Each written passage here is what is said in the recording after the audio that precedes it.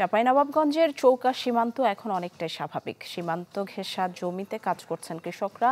আরও জানাতে সেখান থেকে সরাসরি যোগ দিচ্ছেন আনোয়ার হোসেন।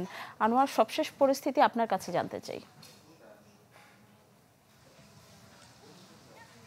হ্যাঁ নিশি, চাঁপাইনবাবগঞ্জ চৌকা সীমান্ত সহ আশপাশে যেসব সীমান্ত রয়েছে গত কয়েকদিনের পরিস্থিতির বিষয় যদি আমি আপনাকে জানাই যে এই মুহূর্তে সীমান্তে কোনো ধরনের কোনো আতঙ্ক নেই, পরিস্থিতি একেবারেই স্বাভাবিক রয়েছে।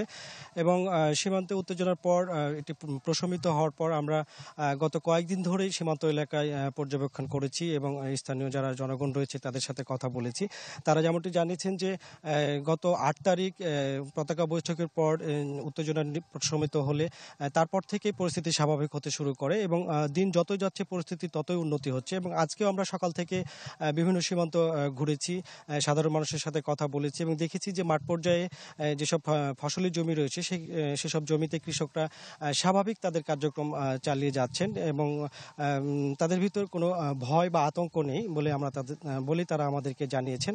তবে একটি বিষয় তারা জানিয়েছেন যে গত কয়েকদিন ধরেই ভারতীয় মিডিয়াগুলোর যে অতিরঞ্জিত খবর সেটি নিয়ে তারা কিছুটা উদ্বেগ এবং উৎকণ্ঠায় রয়েছেন। এছাড়া বিজিবি জানিয়েছেন যে সীমান্ত উত্তেজনা প্রশমিত হওয়ার পর থেকেই তাদের স্বাভাবিক টহল কার্যক্রম চলছে এবং নজরদারি তারা বাড়িয়েছেন এবং তাদের সব ধরনের তৎপরতা চলছে। এই মুহূর্তে সীমান্তে কোনো ধরনের কোনো উত্তেজনার খবর আমরা পাইনি এবং গত কয়েকদিন ধরে পর্যবেক্ষণ করে আমরা দেখেছি।